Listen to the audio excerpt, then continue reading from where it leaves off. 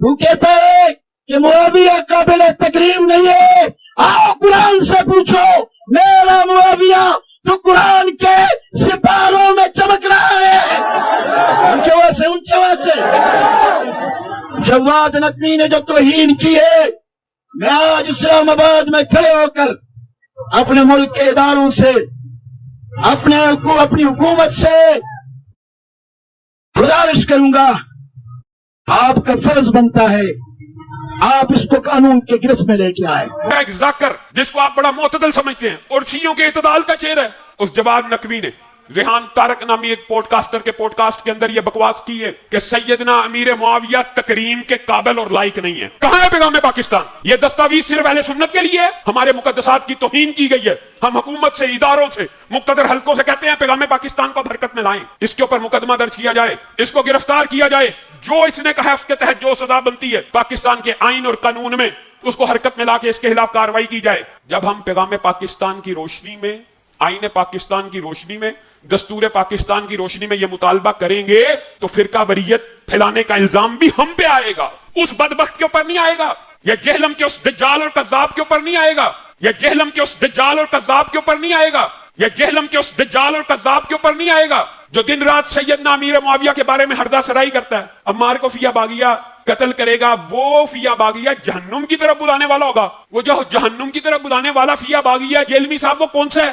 وہی سیدنا امیر معاویہ کا گروہ کہ یہ 28 بارہ حدیث ہے. یہ دو ٹکے کے ذاکر اور ملا سیدنا امیر معاویہ کی تکریم کا اعلانیہ انکار کریں، یہ فرقہ واریت نہیں ہے. میں اہل سنت کے علماء ان کے خلاف کارروائی کا مطالبہ کریں گے تو یہ فرقہ واریت ہے، یہ فرقہ واریت ہے. سیدنا امیر معاویہ کی تکریم نہیں ہوگی، یہ لاہور کا ذاکر کہتا ہے، وہ جہلم کا کذاب کہتا ہے، وہ جہلم کا کذاب کہتا ہے، وہ جہلم کا کذاب کہتا ہے. یہ فیہ باغیہ سے تعلق تھا. آج 10 محرم کا دن گزر جائے گا، کل اس جواد نقوی کے خلاف مقدمات کو درج کرنے کی درخواستیں دے دی جائیں گی.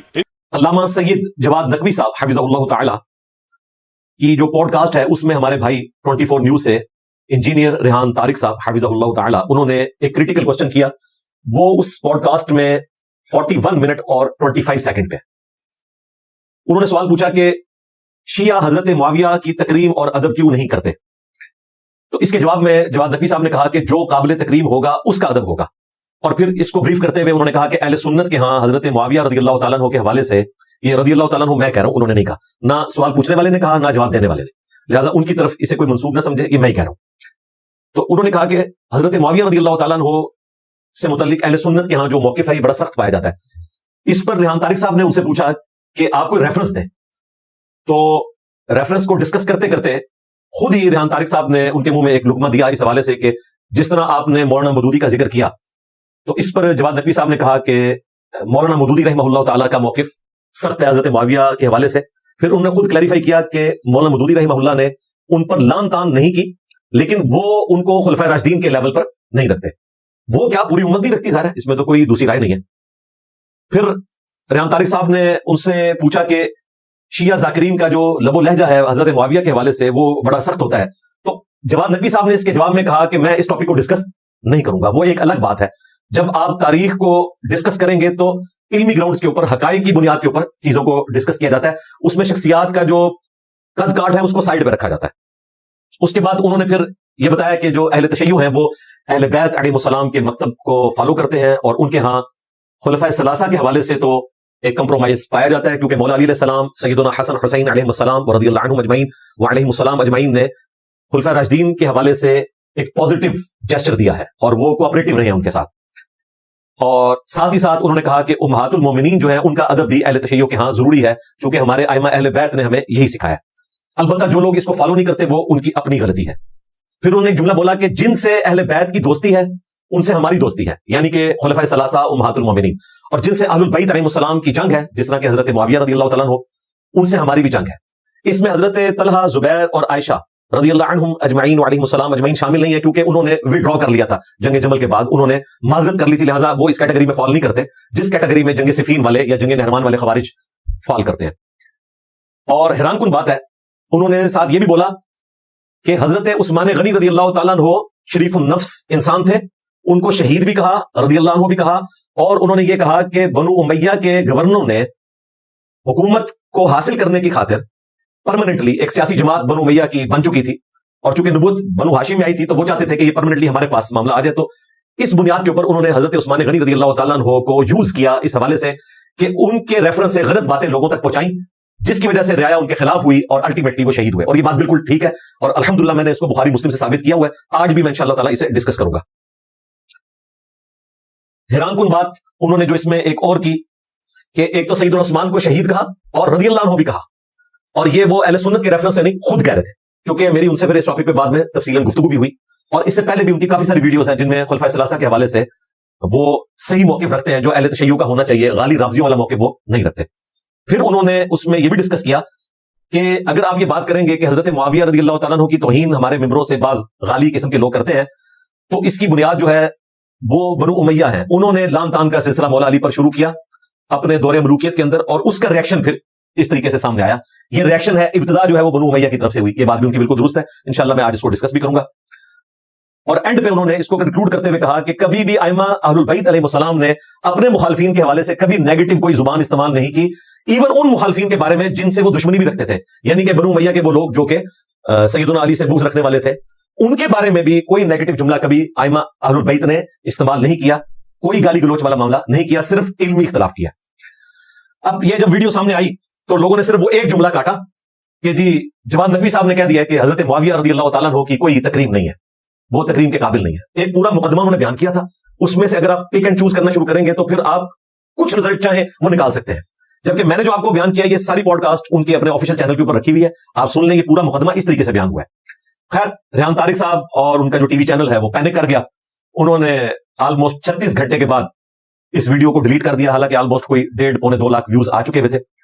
میں نے جواد نقوی صاحب کی جو اپنے چینل کی ویڈیو ہے اس کو اپنے چینل سے شیئر کروایا تھا, اس کے ویوز اب 2 لاکھ کراس کر چکے ہیں, اور اس میں کوئی کٹنگ نہیں ہے. ہونا تو یہ چاہیے تھا کہ جن جملوں کے اوپر اعتراض تھا اس کو ٹرم کر دیا جاتا, باقی جو 2 گھنٹہ اور آلموسٹ 3 منٹ کی پوڈ کاسٹ تھی اس کو باقی رکھا جاتا, لیکن انہوں نے ساری پینک کر کے ڈیلیٹ کر دی. اس پر تو رہا یہ کہ ریحان طارق صاحب نے باقاعدہ آ کے معذرت کر لی, اور انہوں نے کہا کہ مسلمانوں کی چونکہ دل آزاری ہوئی ہے اس لیے ہم اسے ڈیلیٹ کر رہے ہیں, مزید کوئی اس حوالے سے فتنہ و فساد کھڑا نہ ہو. پیمرا کا نوٹس بھی ان کو گیا, میری ان سے بھی تفصیلاً گفتگو ہوئی ہے, جواد نقوی صاحب سے بھی اور ریحان طارق صاحب سے بھی, آلموسٹ 15-20 منٹ. تو کافی ساری چیزیں انہوں نے مجھے بتائی, لیکن میں ان کو سینسر کرتا ہوں, وہ کیمرے میں ڈسکس کرنے والی نہیں ہے. بہرحال الٹیمیٹلی یہی ہوا ہے کہ انہوں نے ویڈیو ڈیلیٹ کر دی, اور جواد نقوی صاحب نے کہا کہ ہم ویڈیو ڈیلیٹ نہیں کریں گے, ہم نے جو کچھ بیان کیا یہ ہمارا عقیدہ ہے, اور انہوں نے ابھی تک ڈیلیٹ نہیں کی, اور نہ کرنی چاہیے. جب وہ عقیدے کے طور پہ اس کو سمجھتے ہیں تو ان کا رائٹ ہے, جس نے ان کا رد کرنا ہے وہ علمی کرے. جس طرح میں بھی چند چیزوں پہ ریزرویشن رکھتا ہوں اہل تشیع سے, انشاءاللہ میں آج ان کے سامنے رکھ دوں گا. اس حوالے سے ہمارے جو بھائی ہیں ریحان طارق صاحب جو اینکر پرسن تھے, ان کو کرٹیسائز کرنا اور یہ کہنا کہ ان پر بھی مقدمہ ہونا چاہیے, یہ بالکل غلط ہے. اینکر کا کام صرف سوال کرنا ہوتا ہے, جواب دینا مہمان کا کام ہے. اینکر وہاں مناظر بن کے نہیں بیٹھا ہوتا, کسی فرقے کا نمائندہ بن کے نہیں بیٹھا ہوتا. اس کا کام یہ ہے کہ جو اس کا مہمان ہے اس کے ویوز پبلک تک پہنچائے, صحیح ہے غلط ہے وہ عوام نے فیصلہ کرنا ہے. لہٰذا اس قسم کی جذباتی دنیا سے بھی باہر نکلے کہ جی اینکر نے ٹوک کیوں نہیں دیا, اور بھائی یہی اینکر کل کو کسی کرسچن کے سامنے جا کے بیٹھتا ہے اور وہ بتاتا ہے کہ ہماری کتابوں میں آپ کے پروفٹ سے متعلق کیا عقیدہ ہے, تو آپ یہ کہیں گے کہ یہ اس نے عقیدہ رکھ لیا, یا کوئی ایتھیسٹ ہے اس سے آپ سوال کر رہے ہیں اور وہ اپنا موقف رکھتا ہے تو آپ اینکر کو ایتھیسٹ کہنا شروع کر دیں گے. تو ان چیزوں سے باہر نکلے. میں نے آپ کو پہلے بھی بتایا کہ اب رینیسانس کا آغاز ہو چکا ہے ہمارے سب کانٹیننٹ میں بھی, اوور آل مسلم ورلڈ میں بھی, اور سب کانٹیننٹ میں بالخصوص. اس کے آگے آپ بند نہیں باندھ سکتے. اگر کسی نے علمی دلائل رکھنے تو وہ رکھے, ادروائز اس قسم کا آپ جذباتی رویہ اختیار کریں گے اس کا کوئی اینڈ نہیں ہوگا. اچھا میرے بھائیو, اس حوالے سے آپ تکریم اور توہین کا فرق سمجھ لیں. جواد نقوی صاحب حفظہ اللہ تعالیٰ نے یہ کہا کہ ہم ان کو قابل تکریم نہیں سمجھتے. اس کا قطعاً مقصد یہ نہیں ہے کہ انہوں نے کہا کہ ہم ان کی توہین کرنے کو ثواب کا کام سمجھتے ہیں. انہوں نے کہا کہ ہم انہیں ایکسٹرا آرڈنری پروٹوکول نہیں دیں گے, ان کے عقیدے کے مطابق وہ قابل تکریم نہیں ہے, یعنی اس قابل نہیں کہ ان کا اکرام اور ایکسٹرا آرڈنری عزت کی جائے. تو یہ ہر شخص کا رائٹ ہے کہ وہ کسی کے بارے میں اس طرح کی رائے رکھ سکتا ہے. البتہ یہ اس کا رائٹ نہیں ہے کہ وہ کسی کی توہین کرنا شروع کر دے, اور اس کی انہوں نے مخالفت کی, اور انہوں نے ائمہ اہل البیت علیہ السلام کے حوالے سے بتایا کہ وہ اپنے ان مخالفین سے جن سے وہ دشمنی بھی رکھتے تھے ان کے ساتھ بھی گالی گلوچ کا معاملہ نہیں کیا. لہٰذا جو اوور آل آپ سمجھ لیں کنکلوژن نکلتی ہے ان کی گفتگو کی وہ یہی ہے کہ توہین نہیں ہونی چاہیے, باقی تکریم کرنا نہ کرنا یہ کسی شخص کا ذاتی فعل ہو سکتا ہے. باقی جو عام ذاکرین ہیں اور جذباتی قسم کے علماء, ان کے لیے میں آج اہل تشیع کی جو مشہور کتاب ہے سیدنا مولا علی رضی اللہ تعالیٰ عنہ علیہ السلام کے خطبات کا مجموعہ نہج البلاغہ, اس میں سے ایک خطبہ ان کے گوش گزار کروں گا. میں کافی دفعہ نہج البلاغہ سے درس دے چکا ہوں, لیکن آج کی گفتگو کے حوالے سے ورڈ بائی ورڈ یہ خطبہ نمبر 204 ہے, اور اس کی ہیڈنگ ہے کہ جب میدان صفین میں مولا علی نے کچھ لوگوں کو سنا کہ وہ شامیوں پر سب و شتم کر رہے ہیں, تو اس موقع پر آپ نے وہاں ایک خطبہ دیا. اب جنگ ایک ایسا موقع ہے جس میں آپ نے اپنے جو جنگجو لوگ ہیں ان کا مورائل بلند کرنا ہے, وہاں پہ نعرہ بازی بھی ہوتی ہے, مخالفین کے خلاف بولا بھی جاتا ہے, لیکن اس موقع پر بھی مولا علی نے سب و شتم کرنے کی اجازت نہیں تھی. اب آپ دیکھیں الفاظ کیا ہیں. آپ علیہ السلام نے جنگ صفین کے موقع پر اپنے ساتھیوں میں چند آدمیوں کو سنا کہ وہ شامیوں پر سب و شتم کر رہے ہیں, تو فرمایا میں تمہارے لیے اس چیز کو پسند نہیں کرتا کہ تم گالیاں دینے لگو.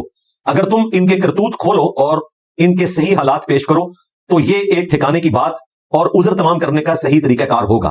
تم گالم گلوچ کی بجائے یہ کہو کہ اے خدا ہمارا بھی خون محفوظ رکھ اور ان کا بھی, اور ہمارے اور ان کے درمیان اصلاح کی صورت پیدا کر اور انہیں گمراہی سے ہدایت کی طرف لا تاکہ حق سے بے خبر حق کو پہچان لے, گمراہی اور سرکشی کے شدائی اس سے اپنا رخ موڑ لے. یہ خطبہ مکمل ہوا. اس میں مولا علی نے واضح اپنے ماننے والوں کو میدان جنگ میں بھی کہا کہ سب و شتم نہیں کرنا. حیران کن بات ہے, یہ سیم خطبہ اہل سنت کے ہاں المستدرک للحاکم میں پایا جاتا ہے. اس میں کچھ اور الفاظ بھی ہیں. اس میں ایک کرٹیکل جملہ ہے کہ مولا علی نے فرمایا اہل شام کو گالی مت دو, ان کی برائی کو برا کہو. ایک ترجمہ یہ ہوا کہ ان میں جو برے ہیں ان کو ایکسپوز کرو, اوورال اہل شام کو برا مت کہو, کیونکہ نبی علیہ السلام نے اہل شام کے بارے میں پریڈکشنز فرمائی ہیں. اچھا, وہ پریڈکشنز وہ ہیں جن کو آج کل چند ناسبی علماء نے اٹھا کے تو جنگ صفین میں حضرت علی رضی اللہ تعالیٰ عنہ کے مقابلے پر حضرت معاویہ رضی اللہ تعالیٰ عنہ کو صحیح ثابت کرنے کے لیے یوز کیا کہ جی اہل شام کی تو اتنی برکات ہیں, ان کی تو اتنی تعریفیں, حالانکہ وانتم تعلمون, انہیں پتا ہے کہ یہ اہل شام وہ ہیں جو قرب قیامت میں ہوں گے, کیونکہ یہ حدیث قرب قیامت سے متعلق ہے. اسی حدیث کے اندر آگے چل کر امام محمد مہدی کا بھی ذکر ہے کہ وہ شام میں اس وقت آئیں گے اور شام کا ماحول کیا ہوگا, وہ سارا مولا علی نے ڈسکس کیا ہے. ہم انشاءاللہ تعالیٰ اس کو ڈسپلے کروا دیں گے. مقصد یہ ہے کہ اہل شام کے جو فضائل آپ بیان کرتے ہیں یہ قرب قیامت سے متعلق ہے. اچھا دیکھیں, دوسری طرف یہ بڑے عجیب ہیں ناسبی لوگ, جب ان کی جہادی تنظیمیں پچھلے دنوں داعش کی شکل میں سامنے آئی تو اس وقت یہ شام والی ساری حدیثیں ان کے اوپر لگا رہے تھے. اگر یہ آج کے دور جو ان کے نزدیک قرب قیامت کا دور ہے اس سے متعلق ہے تو یہ جنگ صفین پہ کیسے لگی؟ تو یہ ہر دفعہ کوئی بھی اس قسم کی چیز سامنے آتی ہے تو ایک ٹکٹ میں وہ مزہ لوٹنے کی کوشش کرتے ہیں. تو یہ میں نے اس لیے بیان کیا کہ بعض لوگ ان ناسبیوں سے دھوکہ کھاتے ہیں اور وہ شام والی حدیث لے کر تو مولا علی کے اوپر لان تان کرنا شروع کر دیتے ہیں. ایک بڑی مشہور حدیث آپ نے بچپن سے سن رکھی ہے, لیکن ہمارے علماء نے وہ بھی ہمیں آدھی بتائی. وہ حدیث صحیح بخاری اور صحیح مسلم دونوں میں موجود ہے. میرے صحابہ کو گالی مت دو, اگر تم احد پہاڑ کے برابر سونا بھی خیرات کر دو تو میرے صحابہ میں سے اگر کسی نے ایک مد یعنی تقریباً 600 گرام آدھا کلو خیرات کیا تو اس کے 600 گرام گندم خیرات کرنے کے برابر تم نہیں ہو سکتے, حالانکہ تم احد پہاڑ جو کہ 7.5 کلومیٹر پہ پھیلا ہوا چٹیل پہاڑ ہے پتھر کا, اس کے برابر سونا بھی خیرات کر دو. اور پھر اگلے الفاظ ہیں اس کے آدھے کو بھی نہیں پہنچ سکتے, یعنی ایک پاؤ گندم اگر کوئی سینئر صحابی اللہ کی راہ میں خرچ کر رہا ہے تو بعد والا احد پہاڑ کے برابر سونا بھی خیرات کر دے اس کے برابر نہیں ہو سکتا. یہ حدیث ہمیں آدھی بتائی گی اور اس کا رزلٹ یہ نکلا کہ لوگوں نے خلفائے راشدین کے زمانے میں اور خصوصاً سیدنا علی رضی اللہ تعالیٰ عنہ کے دور میں جن علاقوں پر بنو امیہ کی حکومت تھی وہاں پر جو سیدنا علی کی توہین تھی ممبروں سے, اس کو چھپانے کی کوشش کی. پوری حدیث یہ صحیح مسلم کے اندر موجود ہے. بخاری میں اس کا کچھ حصہ ہے, مسلم میں پورا اس کا کانٹیکسٹ ہے. ویسے تو یہ کہتے ہیں کہ جی کانٹیکسٹ بتائیں, شان نزول بتائیں, تو یہ شان ارشاد حدیث کا کیا تھا. اس میں الفاظ ہیں کہ خالد بن ولید رضی اللہ تعالیٰ عنہ نے ایک دفعہ جذبات میں آ کر حضرت عبد الرحمن بن عوف کو گالیاں دی جب ان کا آپس میں جھگڑا ہوا. عبد الرحمن بن عوف رضی اللہ تعالیٰ عنہ نے آ کے شکایت کی نبی علیہ السلام کو, تو آپ علیہ السلام نے حضرت خالد بن ولید سے کہا تھا کہ خالد اب تم میرے صحابہ کو گالی مت دو, اگر تم احد پہاڑ کے برابر سونا خیرات کر دو تو میرے صحابہ نے جو 600 گرام یعنی ایک مد خیرات کیا اس کے آدھے کو بھی نہیں پہنچ سکتا. یہ تو خالد بن ولید کو کہا گیا تھا, اور خالد بن ولید وہ ہیں جو فتح مکہ سے پہلے مسلمان ہوئے ہیں, لیکن چونکہ صلح حدیبیہ کے بعد مسلمان ہوئے ہیں جبکہ اسلام کا گراف اوپر ہی جا رہا تھا. مشکل وقت انہوں نے اسلام کا نہیں دیکھا ہوا, جو کہ عبد الرحمن بن عوف نے مکی دور دیکھا تھا اور مدنی دور کا بھی کچھ حصہ. تو نبی علیہ السلام نے خالد بن ولید کو کہا کہ اگر میرے صحابہ میں سے کوئی گندم خیرات کرتا ہے ایک مد یا اس سے آدھا, تم احد پہاڑ کے برابر سونا خیرات کر کے بھی وہاں نہیں پہنچ سکتے, تم میرے صحابہ کو برا مت کہو. حالانکہ خالد بن ولید بھی صحابی تھے. یہاں نبی اسلام نے فرق کر دیا کہ خالد کس وقت کے صحابی ہیں اور دوسرے کس وقت کے صحابی ہیں.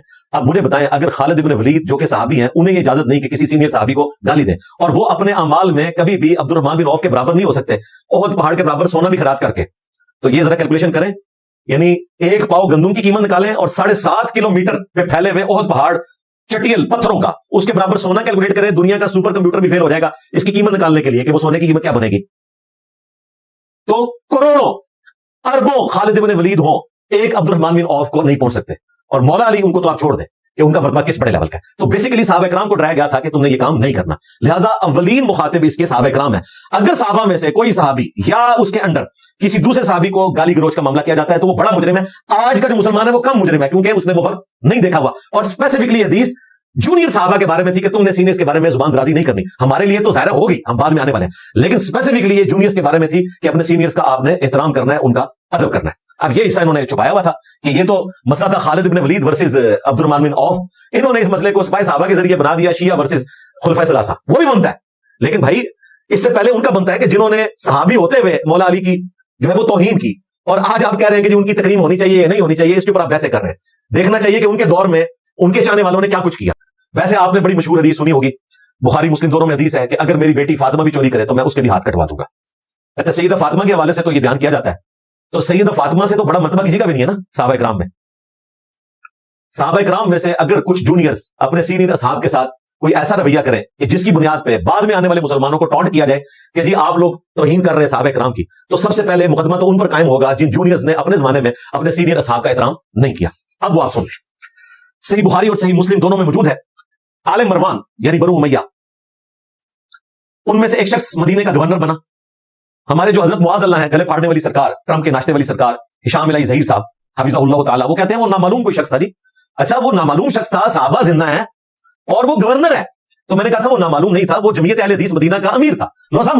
नामालूम तो नहीं था, मालूम ही था, और बुला रहा है वो एक सहाबी को, सहल इब्न साद अस्साइदी को, और ये वो सहाबी है जो शियाने अली में से है, जो बुखारी मुस्लिम की उस हदीस को रवायत कर रहे हैं कि अल्लाह की कसम मैं सबसे ज्यादा जानता हूं इस बात को कि उहद के मौका पर जब नबी अलैहिस्सलाम के दांत शहीद हुए तो नबी अलैहिस्सलाम का जख्म कौन धो रहा था और मरहम पट्टी किसने की थी। उन्होंने कहा कि खून बह रहा था, मौला अली ढाल को उल्टा करके उसमें पानी लेकर आए और सैयदा फातिमा ने उस जख्म को धोया, और जब खून नहीं रुकता था तो सैयदा फातिमा ने एक कपड़े को जला के उसकी राख वहां पर रखी, एंटीसेप्टिक भी होती है, खून भी रोक देती है, तो खून रुक गया। ये हदीस बुखारी मुस्लिम दोनों में मौजूद है। क्योंकि बनु उमैया का दौर था तो वो मौला अली और सैयदा फातिमा के फजाइल बयान करते थे कि भाई उहद के मौका पर मौला अली और सैयदा फातिमा हुजूर को छोड़कर नहीं गए। जाहिर है वो तो समझ लें डायरेक्ट औलाद थे ना, नबी इस्लाम के साथ उनका एक खूनी रिश्ता भी बनता था।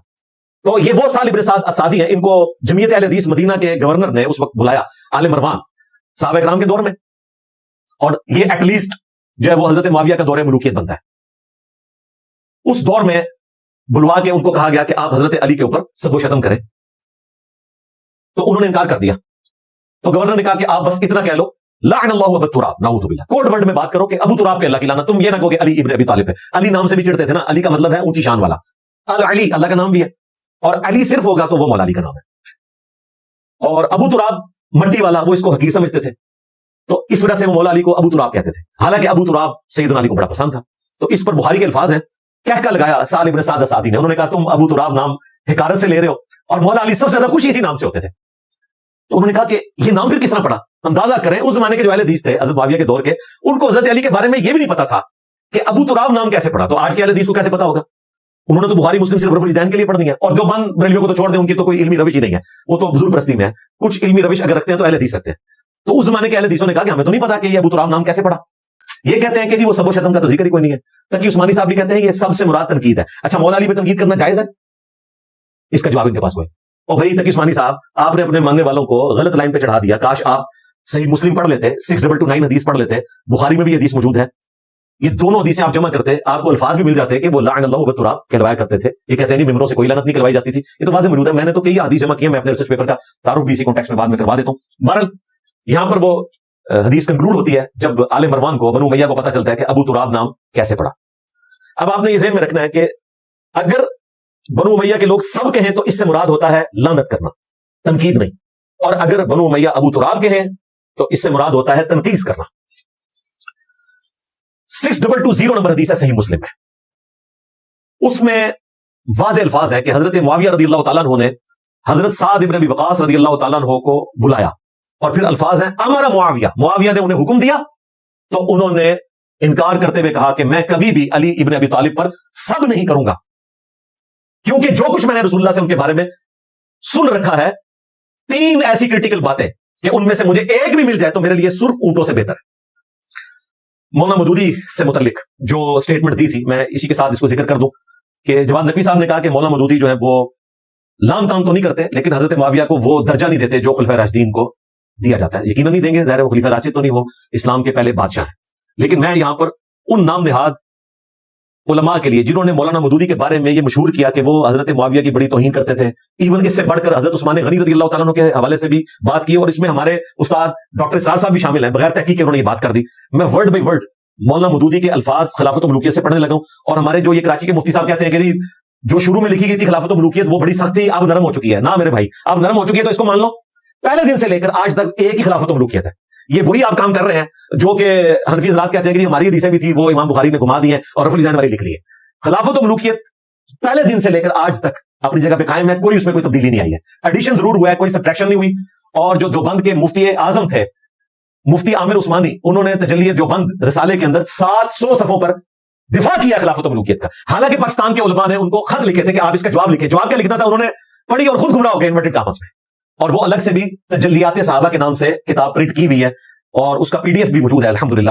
یہ خلافت و ملوکیت سے میں حضرت معاویہ کے بارے میں word by word comments Maulana Maududi کے پڑھنے لگا. مجھے بتائیں اس سے زیادہ کوئی حضرت معاویہ کا دفاع کیسے کرے گا.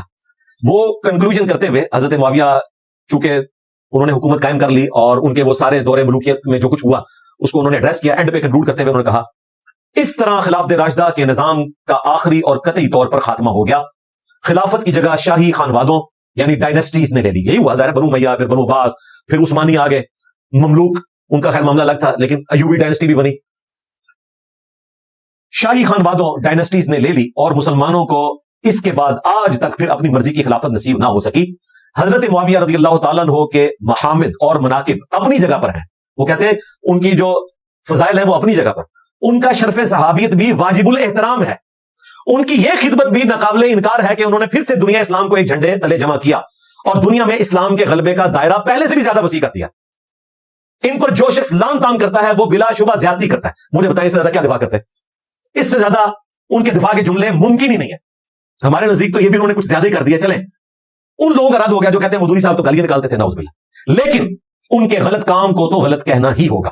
اسے صحیح کہنے کا معنی یہ ہوں گے کہ ہم اپنے صحیح اور غلط کے معیار کو خطرے میں ڈال رہے ہیں. بس انہوں نے کہا کہ اگر حضرت معاویہ کی غلطیوں کو ہم غلطی نہیں کہیں گے تو پھر کسی اور شخص کی غلطی کو بھی ہم غلطی نہیں کہیں گے, یہ معیار خطرے میں پڑ جائے گا. کتنی سافٹ زبان ہے اور بڑے پازیٹیو انداز میں انہوں نے اپنا میسج الحمدللہ پہنچا دیا. وہ ہمارے حضرت معاذ اللہ ٹرمپ کے ناشتے والی سرکار, المعروف گلے پھاڑنے والی سرکار, حضرت ڈاکٹر علامہ ہشام الہی ظہیر صاحب حفظہ اللہ تعالی, المعروف مامو کے بھانجے. یہ میں نے ان کا نیا نام رکھا ہے کیونکہ انہوں نے پہلی دفعہ اون کر لیا ہے کہ جی میں فخریہ کہتا ہوں کہ ہم مامو پارٹی ہیں. تو بالکل آپ بھی مامو پارٹی ہیں. آپ کے مامو ہیں حضرت معاویہ بن ابی سفیان رضی اللہ عنہ, ہم بھی مامو پارٹی ہیں. ہمارے مامو ہیں سیدنا سعد بن ابی وقاص رضی اللہ تعالیٰ عنہ, جن کا میں نے ذکر کیا کہ ہمارے مامو نے کیسا مولا علی کا دفاع کیا تھا آپ کے مامو کے سامنے.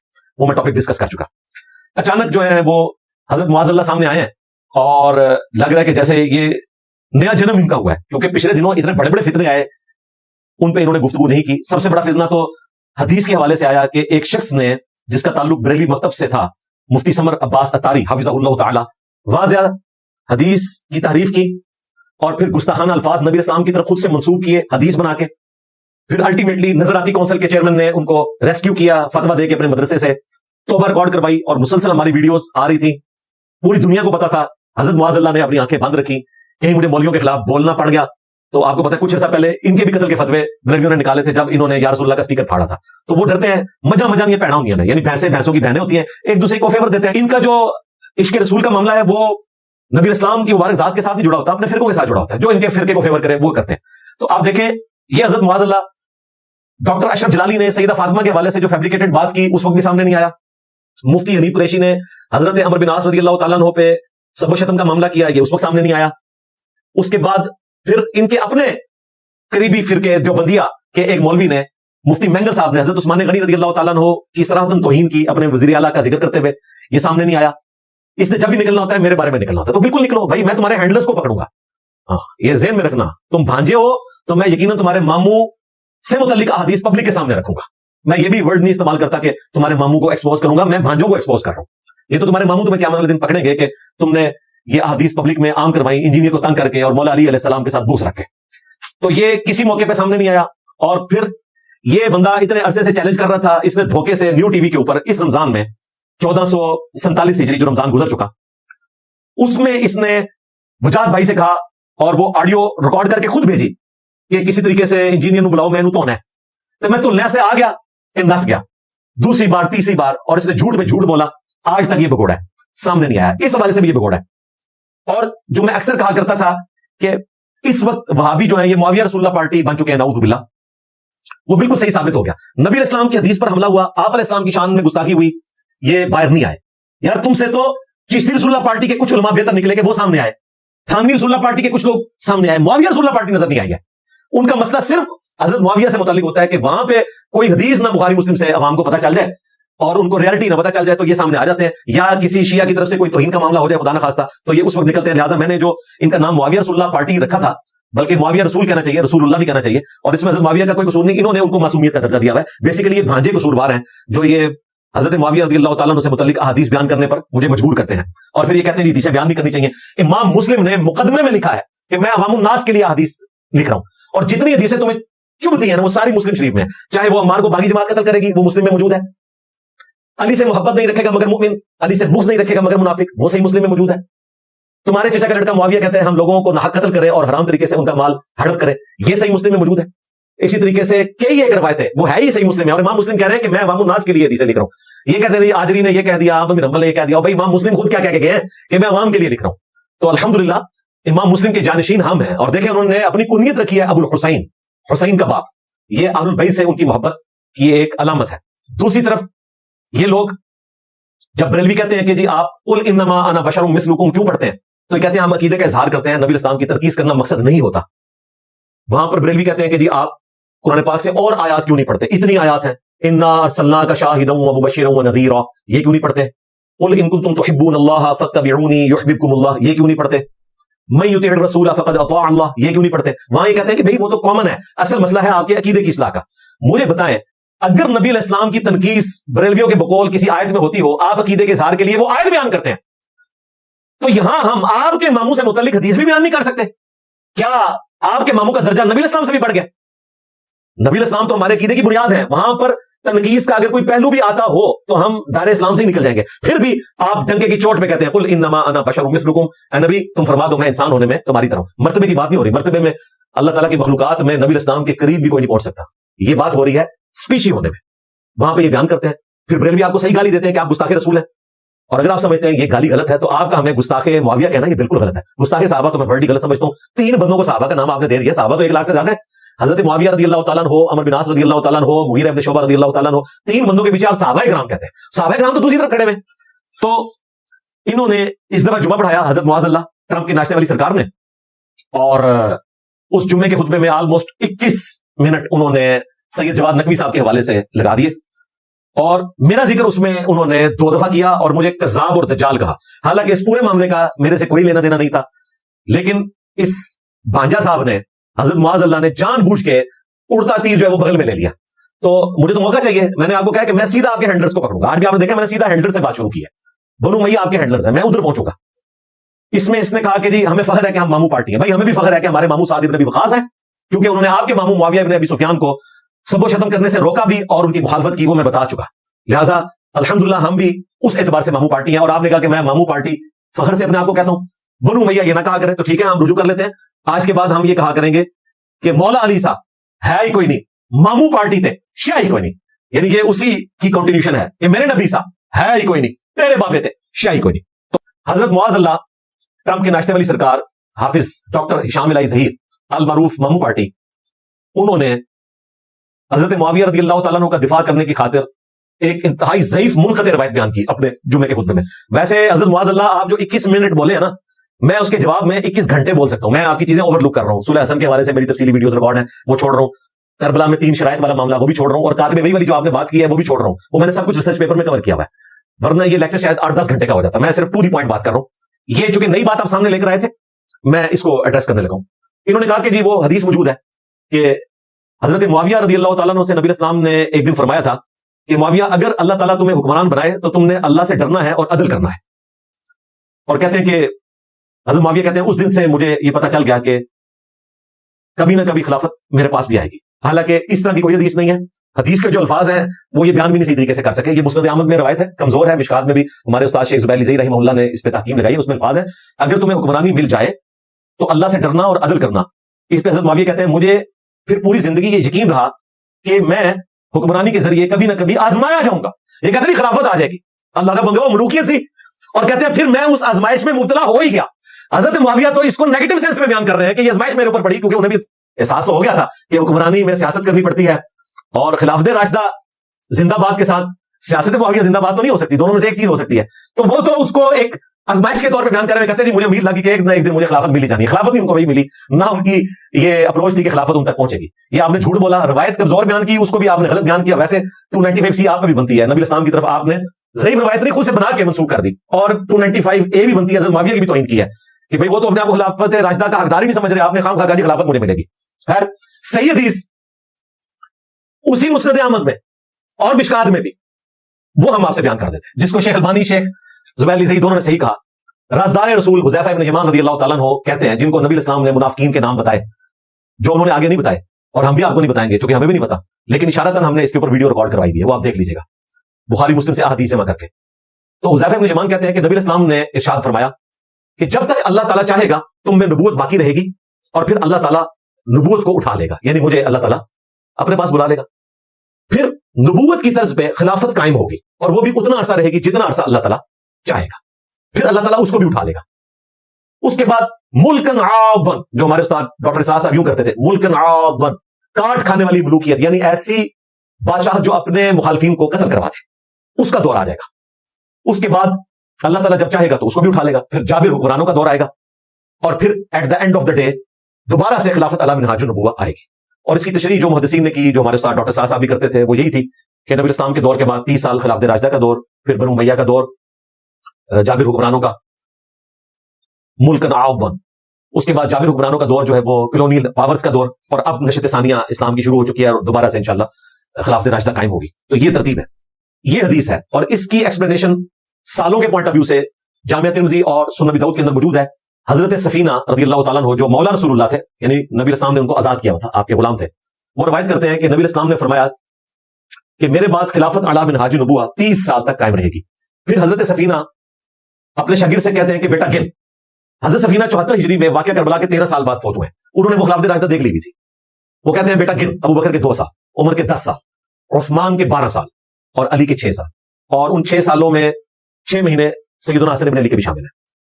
सुनन नबी दाऊद के अल्फाज है कि वो शागिर्द कहता है कि ये बनु जुरका, बनु उमय्या, ये तो मौला अली अलैहिस्सलाम को खलीफा ही नहीं मानते। इसमें अल्फाज है अली अलैहिस्सलाम। इमाम अबू दाऊद ने अली के साथ अलैहिस्सलाम लिखा है, और ये सिर्फ इमाम अबू दाऊद ने नहीं, सही बुखारी में फातिमा और मौला अली के साथ इमाम बुखारी ने अलैहिस्सलाम लिखा है। सही बुखारी में हजरत हुसैन के साथ अलैहिस्सलाम लिखा है इमाम बुखारी ने। लेकिन मौलवियों ने क्या किया कि अरबी में लिखा हुआ उर्दू तर्जमे में रज़ियल्लाहु अन्हु कर दिया। इस्लाम 360 में भी जब जायद भाई मुझसे मिलने आए, मैंने कहा देख ले, अरबी में लिखा हुआ है अलैहिस्सलाम, उर्दू में तर्जमे में रज़ियल्लाहु अन्हु में मौलवी घुस गया। तो जब हजरत सफीना रज़ियल्लाहु ताला अन्हु ने ये सुना कि बनु उमय्या के लोग अली को खलीफा नहीं मानते अलैहिस्सलाम, तो उन्होंने कहा कि ये झूठ इनकी पीठ से निकला है जहां से हवा खारिज करते हैं। इतना गुस्सा आया, और जामिया तिर्मिज़ी में अल्फाज है कि इनकी अपनी हुकूमत शरीर तरीन बादशाहत है प्लेनेट अर्थ की। अच्छा, यहां पे लोग फिर ताबीर करते हैं ये जी यजीद के दौर की बात हो रही है, क्योंकि हजरत मुआविया के दुनिया से जाने के 14 साल बाद हजरत सफीना फौत हुए, तो इन्होंने तो यजीद का जमाना भी पाया, तो ये उस जमाने को कह रहे थे। चलो जी, यजीद तक तो ये मान गए। हम बताएंगे कि नहीं, ये हजरत मुआविया से ही स्टार्ट कर रहे हैं, क्योंकि सेम इसी सनद पे ये रवायत मौजूद है। और शेख गुलाम मुस्तफा ज़हीर साहब ने बकायदा खिलाफत राशिदा के 30 साल पे जो मजमून लिखा है सुन्नत रसाले में, उसमें ये सारी रवायतें उन्होंने नकल की है। मुस्नद अबी दाऊद तयालसी में यही रवायत है, उसमें अल्फाज है, शागिर्द पूछता है कि आप कह रहे हैं खिलाफत 30 साल बाद खत्म होगी, तो हजरत मुआविया का फिर क्या हुक्म है? उसमें शागिर्द कहता है कि आप कह रहे हैं खिलाफत राशिदा 30 साल बाद खत्म हो गई, तो हजरत मुआविया का क्या हुक्म है? तो उन्होंने कहा हजरत मुआविया इस्लाम के पहले बादशाह हैं, यानी वो खलीफा राशिद नहीं। और मुसन्नफ इब्न अबी शैबा में ये रवायत आती है, ये मैंने सारी करबला वाले रिसर्च पेपर में तरतीब से जमा की है। उसमें अल्फाज है कि हजरत सफीना कहते हैं कि बनु उमय्या सख्त गिर बादशाह हैं, और इनका पहला बादशाह मुआविया इब्न अबी सुफियान है। यानी यजीद से स्टार्ट नहीं लेते, वो आपके मामू से स्टार्ट लेते हैं रज़ियल्लाहु ताला अन्हु। हम तो एहतराम से नाम लेंगे सहाबियत की वजह से, काश सहाबियत का एहतराम वो भी करते हैं अपने दौरे मलूकियत के अंदर, जो आज मौला अली के मानने वाले उनके लिए एहतराम रखते हैं अल्हम्दुलिल्लाह। तो खिलाफत राशिदा हक 4 यार का नारा हमारे अहले सुन्नत लगाया करते थे। कोई नारे तहकीक हक 4 यार, हक 4 यार ये है अबू बकर, उमर, उस्मान, अली रज़ियल्लाहु अन्हुम अजमईन व अलैहिमुस्सलाम अजमईन। इसके बाद अगर आप सियासत मुआविया जिंदाबाद कहेंगे तो फिर आपको मौला अली की सियासत को क्या कहना होगा, क्योंकि ये तो आपस में टकराती है ना। अगर खिलाफत राशिदा हक 4 यार है तो फिर सियासत मुआविया जिंदाबाद नहीं है। वो कहते हैं नहीं, सियासत मुआविया जिंदाबाद है हजरत अली की शहादत के बाद। ठीक है जी, मान लिया। हजरत अली की शहादत से पहले सियासत मुआविया क्या थी? हाँ, वो वही थी जो आप समझ रहे हैं। ठीक है, जो हम कहना नहीं चाहते, हमारा मैसेज आप तक पहुंच चुका अल्हम्दुलिल्लाह। अब देखें, सुनन नबी दाऊद और जामिया तिर्मिज़ी में ही मशहूर हदीस है जो ये खिलाफत राशिदा के हक में पेश करते हैं, और उस पूरी हदीस को अगर आप पढ़ेंगे तो आपको पता चल जाएगा कि खुलफाए राशिदीन के हक में कितनी स्ट्रांग रवायत है। और नबी इस्लाम की वफात से चंद दिन पहले का ये खुतबा है, बड़ा बली खुतबा। साहबी कहते हैं इरबाज बिन सारिया के हर आंख अश्क बार थी जब हुजूर ये खुतबा दे रहे थे, गोया कि आप रुखसत हो रहे हैं। आपने फरमाया तुम मेरे बाद बहुत इख्तलाफ देखोगे, उस वक्त अलैकुम बिसुन्नती वसुन्नतिल खुलफाए राशिदीन अल महदीयीन, मेरी सुन्नत को और मेरे खुलफाए राशिदीन की सुन्नत को मजबूती से अपनी दाढ़ों से पकड़ लेना, और दीन में बिदात से बचना, यानी खुलफाए राशिदीन के मुकाबले पर जो बिदात आएंगी आपने खुलफाए राशिदीन का साथ देना है। ये नबी साहब ने हुक्म दिया। इसके तहत हम सैयदना अबू बकर सिद्दीक रज़ियल्लाहु ताला अन्हु को खलीफा राशिद बरहक मानते हैं मुनकिरीन ज़कात और मुसैलमा कज़्ज़ाब के मुकाबले पर। इसी तरीके से सैयदना उमर फारूक रज़ियल्लाहु ताला अन्हु को खलीफा बरहक मानते हैं रोमन्स और पर्शियंस के मुकाबले पर। सैयदना उस्मान को खलीफा बरहक मानते हैं बलवाइयों के मुकाबले पर, जो आपके नजदीक यहूदी थे और हमने बुखारी मुस्लिम से साबित किया कि वो मुसलमान रियाई थे, बाज असहाब भी उनमें शामिल है।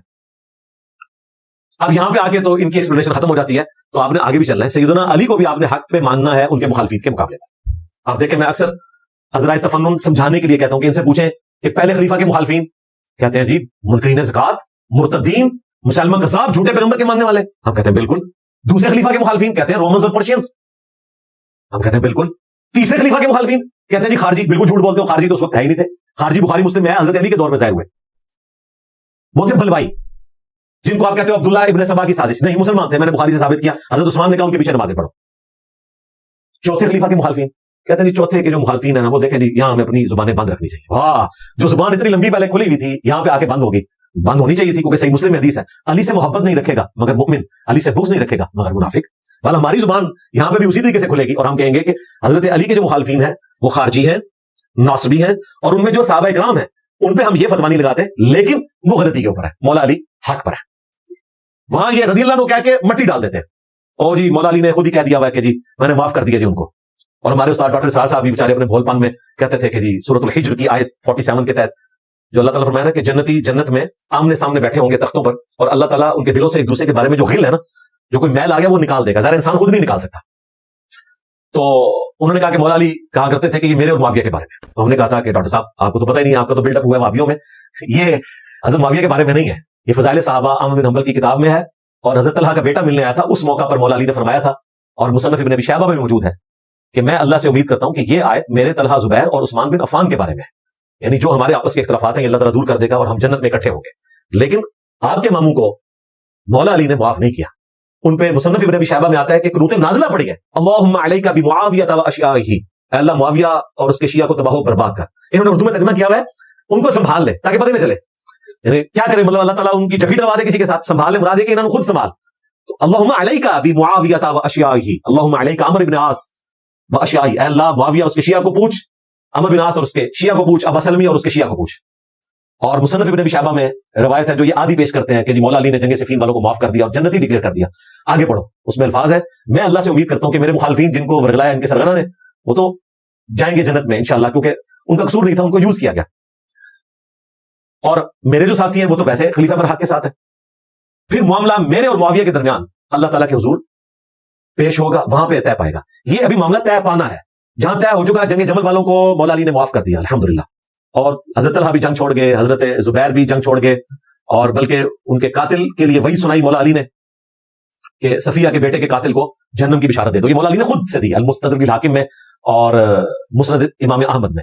हदीस सिर्फ इतनी बयान की मौला अली ने कि हर नबी का कोई हवारी है और मेरा हवारी जुबैर बिन अवाम है। उसके बाद मौला अली ने खुद कहा कि सफिया के बेटे के कातिल इब्न जुरमूज उसका नाम था, उसको जहन्नम की बिशारत दे दो। तो वहां मामला बिल्कुल अलग है, इसलिए उनको आप इनके साथ जिक्र ना किया करें। और उनके शागिर्द गुलाम मुस्तफा ज़हीर अमनपुरी साहब, उनकी भी बकायदा वीडियो रिकॉर्ड है, ऑडियो भी मौजूद है। उन्होंने भी माना कि पहले मैं कहता था कि खारजियों ने मार दिया, लेकिन अब मैं मानता हूं अबुल गादिया रज़ियल्लाहु ताला अन्हु ने उनको शहीद किया, और ये उनकी इज्तिहादी हदीस वो है 2812, जो हमारे जो हजरत मुआज़ अल्लाह है हिशाम इलाही ज़हीर साहब हफिज़हुल्लाह ताला, वो उनके असाब ऐसी सवार है, वो कहते हैं एक हदीस गढ़ी हुई, ये मिर्जा जेल में छुपा हुआ राफ़ी अहले सुन्नत का निभाता हो रहा हुआ वो बदबख्त हर वक्त हर टाइम इस खानदान के ऊपर हमलावर, इस खानदान की तौहीन और तशरीह करना। एक हदीस गढ़ी हुई है, एक हदीस गढ़ी हुई है, एक हदीस गढ़ी हुई है, यानी मफहूम गढ़ा हुआ है। हदीस तो दुरुस्त है, कहता है अम्मार को फिया बागिया कत्ल करेगा, वो अम्मार को जहन्नुम की तरफ बुलाता होगा, मुआज़, वो अम्मार को जहन्नुम की तरफ बुलाता होगा। और ये जो जहन्नुम की तरफ बुलाने वाला गिरोह था ना, मुआज़ ये अमीर मुआविया का था, अमीर मुआविया ने कत्ल किया था, अमीर मुआविया मुआज़ जहन्नुम की तरफ बुलाने वाला। जेलमी कहता है नहीं जी नहीं, वो तो गिरोह जहन्नुम की तरफ बुलाने वाला। अंदाजा करें, बुखारी की हदीस को कह रहा है घड़ी हुई, और उसके साथ मुआज़ अल्लाह पढ़ रहा है, मुआज़ अल्लाह को मुआज़ अल्लाह पढ़ रहा है, और नबी इस्लाम की हदीस की तौहीन कर रहा है। फिर कहता है नहीं घड़ी हुई नहीं, मफहूम गढ़ा हुआ है कि नबी इस्लाम ने फरमाया अम्मार को फिया बागिया कत्ल करेगा। फिया बागिया नहीं, बागी ग्रोह, बागी जमात, अरबी से उर्दू में तर्जुमा नहीं किया। अम्मार उनको अल्लाह और जन्नत की तरफ बुला रहे होंगे, और वो जमात عمار کو جہنم کی طرف بلا رہی ہوگی.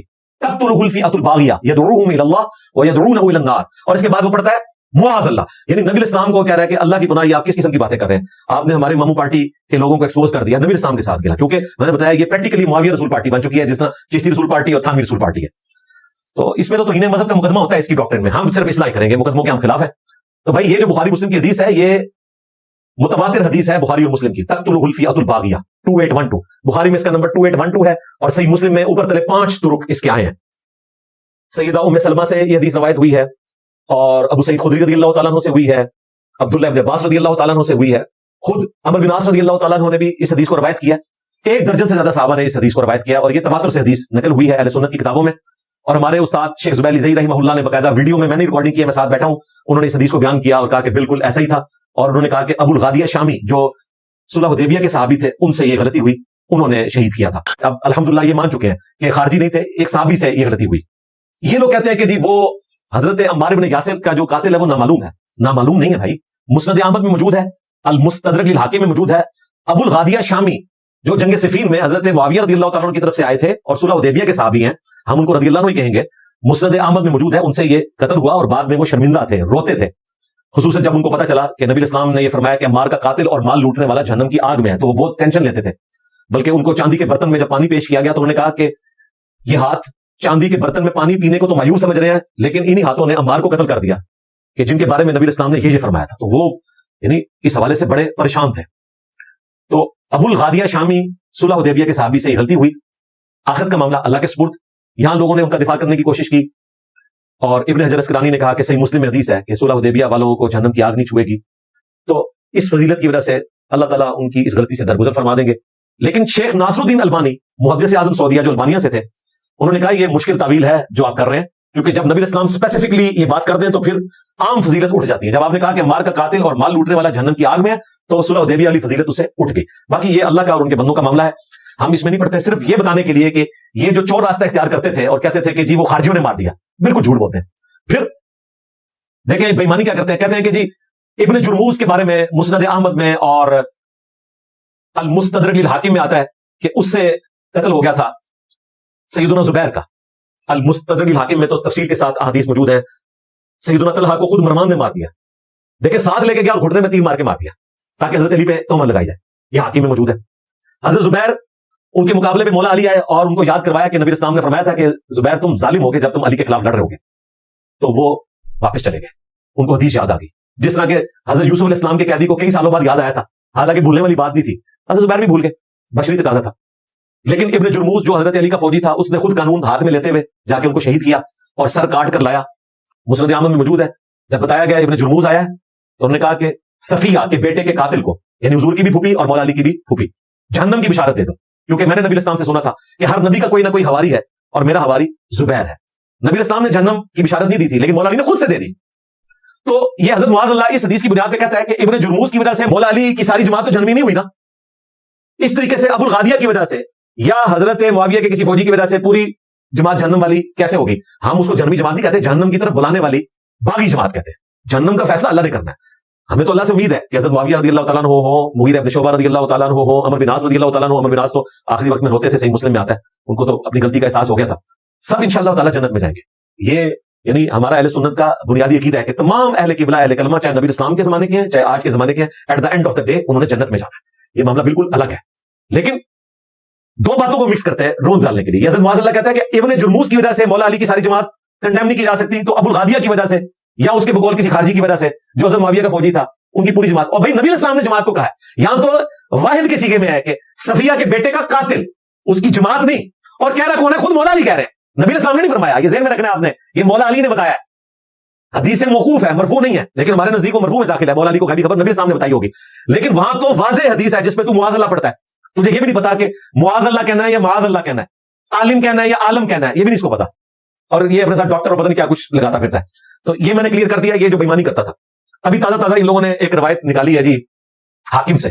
وہ کہتے ہیں جی بخاری والی حدیث جو ہے نا 2812 یہ حاکم ہے, اس میں الفاظ ہیں ابن عباس نے اپنے بیٹے سے کہا کہ خوارج سے متعلق جا کے حدیث سنو ابو سعید خدری سے. تو پتہ چل گیا یہ خارجیوں کے بارے میں. پہلے تو یہ کلیئر ہو گیا کہ آپ کا جو نظریہ تھا نا کہ جی اس طرح کی حدیثیں بیان نہیں کرنی چاہیے, وہ نظریہ تو شیر افضل مربت ہو گیا, کیونکہ عبداللہ ابن عباس اپنے بیٹے علی بن عبداللہ بن عباس, انہوں نے اپنے بیٹے کا نام علی رکھا تھا. بخاری میں الفاظ ہے, کہا ابو سعید خدری کے پاس جاؤ, ان سے ان کی حدیث سنو. پھر انہوں نے قتل عمار والی حدیث بیان کی. یعنی صحابہ کرام اس قسم کی حدیثیں سنوایا کرتے تھے جن پہ آپ نے پابندی لگائی ہوئی ہے. اور امام مسلم کہہ رہے ہیں صحیح مسلم کے مقدمے میں کہ میں عوام الناس کے لیے حدیثیں لکھ رہا ہوں اور آپ ان پہ پابندی لگاتے ہیں. امام مسلم کو بھی آپ سمجھانا چاہتے ہیں اور نبی اسلام کی احادیث کو اس طریقے سے تخت مشق بناتے ہیں. تو حاکم الفاظ ہے خوارج سے متعلق, کہتے ہیں جی دیکھا پتہ چل گیا خارجی ہے. اللہ کے بندو ڈر جاؤ, اگر اس روایت کو لوگ ہیں تو پھر امام حاکم نے جن کو خارجی کہا ہے نا وہ آپ سے ہضم نہیں ہوگا. مامو پارٹی کو انہوں نے خارجی کہا ہے, کیونکہ اسی چیپٹر میں آگے چل کے امام حاکم روایت لے کر آئے ہیں کہ کس نے قتل کیا ہے عمار کو. وہ بتاتے ہیں کہ عمر بن عاص رضی اللہ تعالیٰ عنہ کانپتے ہوئے آتے ہیں حضرت معاویہ کے پاس کہ عمار بن یاسر قتل ہو گئے ہمارے لوگوں سے, اور نبی اسلام نے فرمایا تھا عمار کو باغی جماعت قتل کرے گی. تو حضرت معاویہ نے کہا تو اونٹ کی طرح اپنے پیشاب میں پھسل رہا ہے, یعنی خود لوگوں کو بتائے گا تو لوگ تو پھر علی کے ساتھ ہو جائیں گے. ہم نے تو اس کو قتل نہیں کیا, یہ تو علی اور اس کے ساتھیوں نے مارا, نہ وہ ساتھ لے کر آتے اور نہ یہ قتل ہوتا. استغفر اللہ واتوب الیہ. یعنی کتنی باطل تعویل کی. تو امام حاکم تو بتا رہے ہیں خارجی کون ہے, جنگ صفین والے. تو اگر آپ نے حاکم سے یہ روایت لینی ہے نا تو پھر وہ خارجی ان کو کہہ رہے ہیں. لو سامو صحیح مسلم میں بھی آیا نا کہ جو خلیفہ وقت کی بیعت سے نکل گیا خارج ہوا تو جاہلیت کی موت مرا. مسلم شریف میں اوپر تلے کئی احادیث ہیں. تو یہ خارجی کی ٹرم خلیفہ وقت کے بیعت سے نکلنے والے کے لیے بھی استعمال ہوتی ہے. دین سے خارج نہیں ہوا, خلیفہ وقت کی بیعت سے نکلا. اور یہ تشریح مجھ سے پہلے آپ کے اپنے علماء کر چکے ہیں. صفی الرحمان مبارک پوری جنہوں نے الرحیق المختوم لکھی ہے سیرت کے اوپر بک, جسے سب سے بڑا ایوارڈ ملا تھا سعودی عرب میں, 2005 میں فوت ہوئے, اور اہل حدیث ان کو بڑی عزت کی نگاہ سے دیکھتے ہیں, انڈین اسکالر تھے. انہوں نے ابن حجر اسقلانی کی جو کتاب ہے بلوغ المرام اس کی شرح لکھی ہے. اس میں انہوں نے باقاعدہ لکھا کہ حضرت معاویہ کی جو جماعت تھی اس نے بغاوت بھی کی اور یہ خلیفہ وقت کی بیعت سے خارج بھی ہوئے. انہوں نے ترجمہ کرتے وقت اس عربی شرح کا مطلب بھی بدل دیا. ہم دونوں لگائیں گے, اوریجنل ترجمہ بھی لگائیں گے اور جو انہوں نے بدل دیا وہ بھی لگائیں گے. اندازہ کریں گے اپنے علماء کے تراجم پبلک کے سامنے پیش نہیں کر سکتے. اور ارشاد اللہ قصری صاحب نے, جن کو یہ بہت بڑا محدث کہتے ہیں, انہوں نے باقاعدہ نظر ثانی کی ہوئی ہے. جب میری ویڈیو چڑھی تو انہوں نے کہا اتنے بڑے محدث کی انہوں نے تحقیر کر دی. تو محدث صاحب توبہ کریں نا کہ آپ نے صفی الرحمان مبارک پوری صاحب نے جو لکھا اس میں تعریف کر دی ترجمے میں. عربی میں کچھ اور لکھا ہوا ہے, خارجی اور باغی لکھا ہوا ہے, آپ نے ترجمے میں بدل دیا. آپ ایسا کریں کہ آپ کے کہ ہمیں اختلاف ہے. تو صفی الرحمان مبارک پوری کا وہی نظریہ تھا جو بخاری مسلم سے ثابت ہوتا ہے. تو اگر آپ حاکم سے روایت لیں گے خارجیوں سے متعلق تو یہاں پھر خارجی سے مراد جنگ صفین والے ہیں. اور یقیناً اگر آپ لغت میں دیکھیں تو وہ خارجی ہیں, اصطلاح میں خارجی ہیں نارمان والے, لیکن لغت میں جو بھی خلیفہ برحق کے خلاف کھڑا ہو وہ خارجی ہے. اس حوالے سے صفی الرحمان مبارک پوری نے صحیح لکھا. اور میرا یہ دعویٰ ہے کہ جو شرح میں بیان کرتا ہوں ان کے علماء نے وہی شرح لکھی ہے.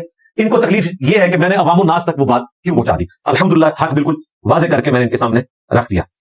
اب اینڈ پہ میں 5 ریفرنس پنجتن پاک کی نسبت سے حق 4 یار کی نسبت سے 4 علمی پوائنٹ بیان کیے. اب میں چوتھے علمی پوائنٹ میں یہ 5 حوالوں پہ گفتگو کنکلوڈ کرتا ہوں. باقی آپ ریسرچ پیپر پڑھ لیجیے گا.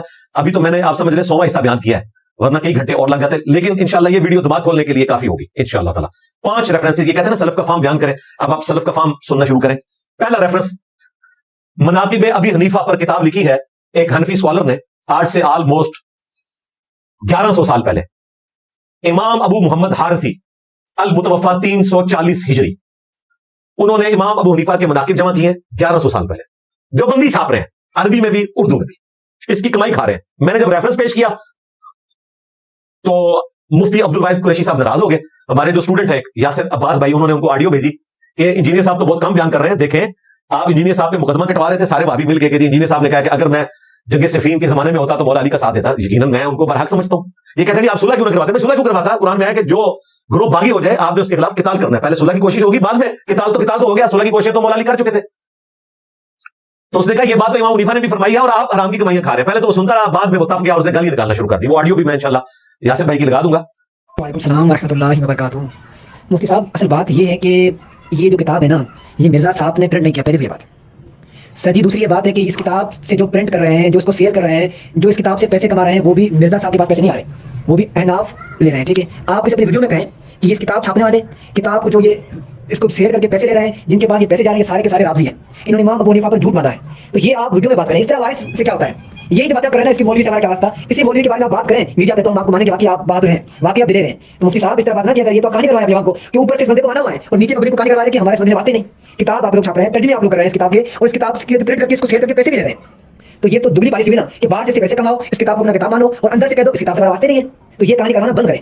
مفتی صاحب یہ جملے آپ نے وائس کر کے سوائے کو بھیجے نا, یہی جملے آپ ہمیں بتائیں ویڈیو میں کہ میرا اس کتاب لکھنے والے سے کوئی تعلق نہیں, اور جو اس کتاب کو جس نے لکھا وہ رابضی, اس کے بعد جس نے یہ کتاب لکھا جس نے امام ابو حنیفہ کی طرف جھوٹ منسوخ کیا وہ یعنی بدگمان شخص. یہ الفاظ آپ استعمال کریں جو مرزا صاحب کے بارے میں الفاظ استعمال کرتے ہیں نا, وہی الفاظ آپ اس مولوی کے بارے میں استعمال کریں ویڈیو میں, تو پھر ہم دیکھتے ہیں کہ آپ کا کیا اشر کرتے ہیں علماء دیوبند. ٹھیک ہے.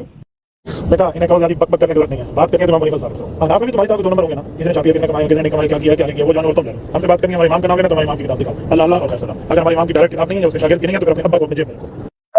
तो आप यही बात है ना उगल दें अपनी वीडियो में, तो इंशाअल्लाह ताला आपको आपके उलमाए देवबंदी बात का जवाब देंगे किताब साबित है या नहीं। और सर जी ये तो छोटी बात है, इससे आप आगे जाए, मुल्ला अली कारी के फतवाजात मौजूद है, बदरुद्दीन ऐनी के फतवाजात मौजूद है, किस किस से आप जान छुड़ाएंगे मुफ्ती साहब? आप सबको कहेंगे कि ये चीज़ें बनी हुई हैं एंड आपने 2 नंबर बातें की हैं, तो मेरे भाई ये कोई इल्मी बात नहीं है, ये अपने आवाम को कोई और कहानी करवानी है और दूसरों के सामने कोई और रवैया रखना है। तो अब आवाम लिख पढ़ चुकी है मुफ्ती साहब, इसका ये कहानी आपके नहीं चलेगी। आप ये नहीं जो जुमला बयान किया कि ये किताब साबित नहीं 2 नंबर, तो यही आप कैमरे में बात उगल दें तो हम कहेंगे चलिए ठीक है मुफ्ती साहब आप ठीक है, हम इससे रुजू करते हैं, ठीक है मुफ्ती साहब?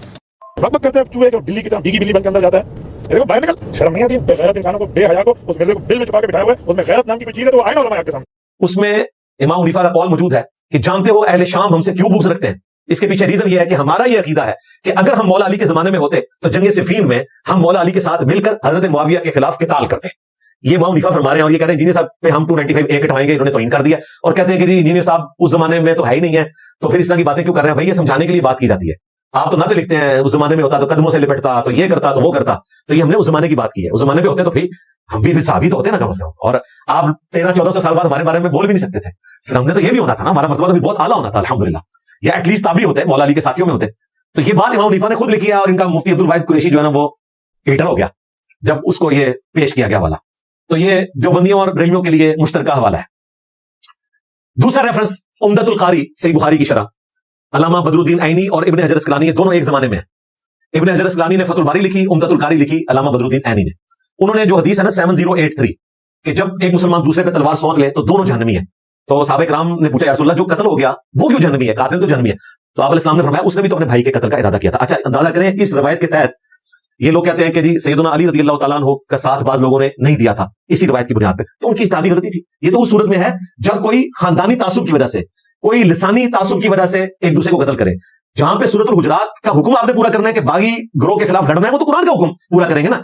हजरत अबू बकर रज़ियल्लाहु ताला अन्हु को हदीस का ज्यादा फाहम था या मौला अली को ज्यादा फाहम था? उनके सामने तो आयत भी थी, बल्कि मजमू ज़वाइद में अल मुस्तदरक अल हाकिम में ये रवायत मौजूद है। आखिरी वक्त में अब्दुल्लाह इब्न उमर कहते थे मुझे पूरी जिंदगी नमाज रोजा छोड़ने पे कोई गम नहीं, मैंने कभी नहीं छोड़ा सवाए एक हम के कि मैंने मौला अली के साथ मिलकर फिअतुल बागिया यानी बागी जमात के खिलाफ क़िताल नहीं किया। ये मुझे उस वक्त करना चाहिए था, मुझे न्यूट्रल नहीं होना चाहिए था।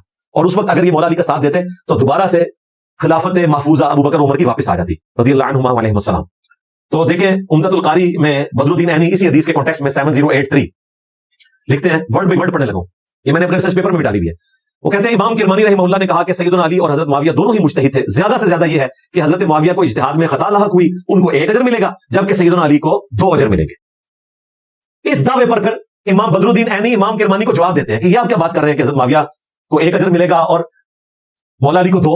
ये बात ही वैसे ही नॉनसेंस है, क्योंकि बुखारी और मुस्लिम में जो ये हदीस है उसमें बकायदा चैप्टर की हेडिंग है कि हुक्मरान वक्त अगर इज्तिहाद करे और वो सही हो तो उसे 2 अजर मिलेंगे, अगर गलत हो तो 1 अजर। मुखालिफ की तो बात ही नहीं है, ये तो सीधी हदीस की तारीफ है। मुखालिफ तो वैसे ही बैक नहीं किया हुआ, वो तो खारजी है, या आप मुहताद अल्फाज में कह लें कि वो बागी है, दीन से बागी नहीं, पॉलिटिकली बागी।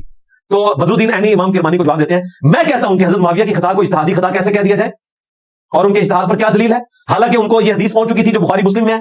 नबी इस्लाम ने फरमाया अफसोस इब्ने सुमैया तुझे एक बागी जमात कत्ल करेगी, और इब्ने सुमैया अम्मार इब्ने यासिर है और उनको हजरत मुआविया के ग्रोह ने जंग सिफीन में कत्ल किया। क्या हजरत मुआविया इस पर राजी नहीं कि उनको बराबर छोड़ दिया जाए, चाह जाए कि उनको खलीफा बरहक सैयदना अली की मुखालफत पर 1 अजर भी मिले? तो बदरुद्दीन ऐनी वो कहते हैं कि हजरत मुआविया को क़यामत वाले दिन अल्लाह ताला मुआफ कर दे तो यही उनके लिए अजर है। आप कह रहे हो कि उनको सिंगल अजर मिलेगा, लो सामो, ये इज्तिहादी खता और ये सारा इन्होंने फ्रॉड बचाया हुआ था। तुम्हारा बदरुद्दीन ऐनी खोल गया, इंशाल्लाह मैं अरबी और उर्दू तर्जुमा दोनों लगा दूंगा। ये है मुल्ला अली कारी, ये चुम्मी वाला क्लिप आया। हाँ, इफ्तिसाम लाई ज़हीर साहब कहते हैं शायद भट्टी साहब को चुम्मी वाला क्लिप मुझे पता था, जवाब देना मामू पार्टी, वो जो चुम्मी मैंने दी थी तो तू या तो चक वर्ड मुल्ला अली कारी नो, या चुम्मी दे तू भी, हाँ, या चुम्मी तो या चक, ऐला चुम्मी मुल्ला अली कारी के लिए 10 बातें लिखी हैं मुल्ला अली कारी ने। और मुल्ला अली कारी वो है 1014 हिजरी में फौत हुए। मिशकात की शरह लिखी मिर्का, उसके कॉन्टेक्स्ट में जहां ये हदीस आई ना कि अम्मार को बागी जमात कत्ल करेगी 5878, उसकी शरह लिख रहे हैं। और मुल्ला अली कारी की बख्शिश के लिए यही काफी है जो उन्होंने लिख दिया। 10 बातें उन्होंने लिखी और उनमें से आधी बातें मैं करूं तो ये मेरे ऊपर मुकदमा कटवा देंगे और मुल्ला अली कारी के बारे में ये नहीं बोलेंगे। और मेरे ख्याल में मुल्ला अली कारी ने जो कुछ लिखा बिल्कुल दुरुस्त लिखा, मेरा भी यही अकीदा है, बल्कि मैं इससे एक स्टेप पीछे ही हूं, उन्होंने तो छोड़े कुछ नहीं। अब जरा वो 10 बातें गिनना शुरू करें मुल्ला अली कारी ने किस तरह मंजी ठोकी है नासबियों की।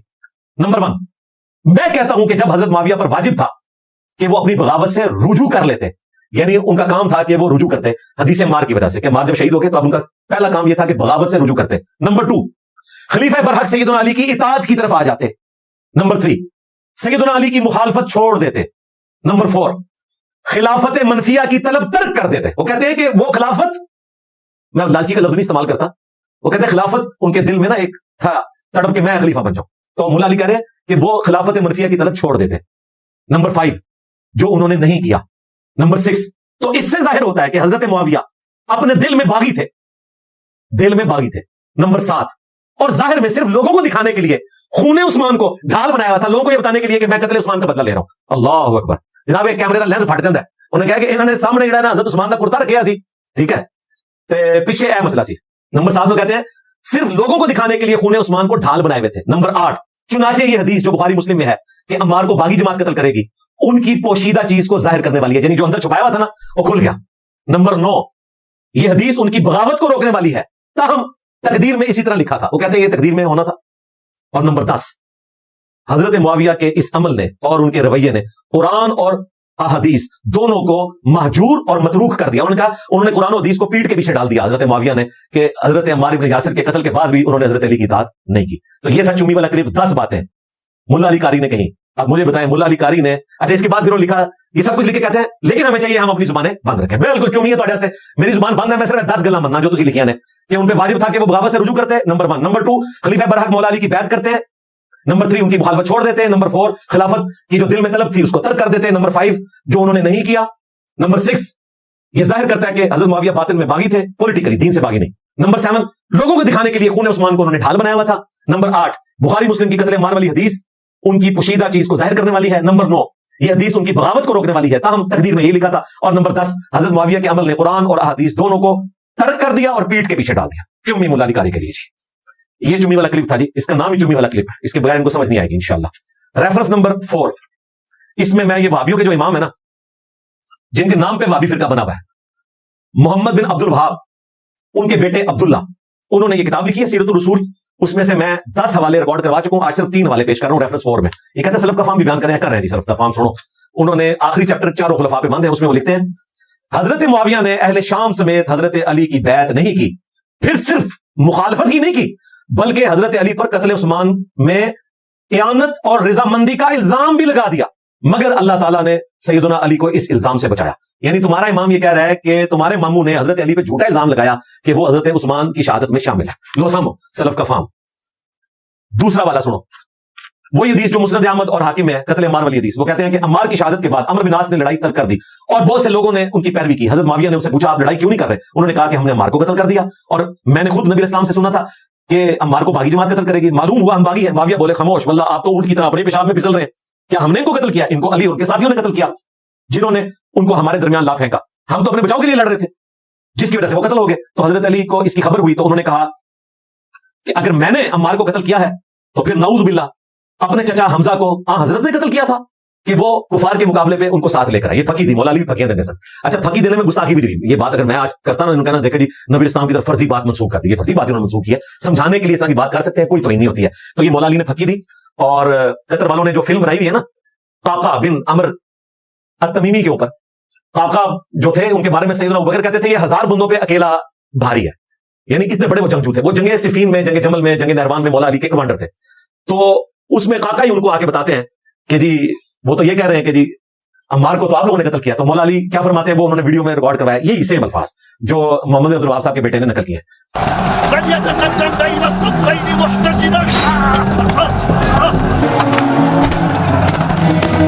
أيها الأمير، قتلنا عمار بن ياسر الذي يقول فيه رسول الله صلى الله عليه وسلم تقتله الفئة الباغية. ما بك يا أبا عبد الله؟ أنحن قتلناه؟ لقد قتله من جاء به، لقد قتله من جاء به، لقد قتله من جاء به.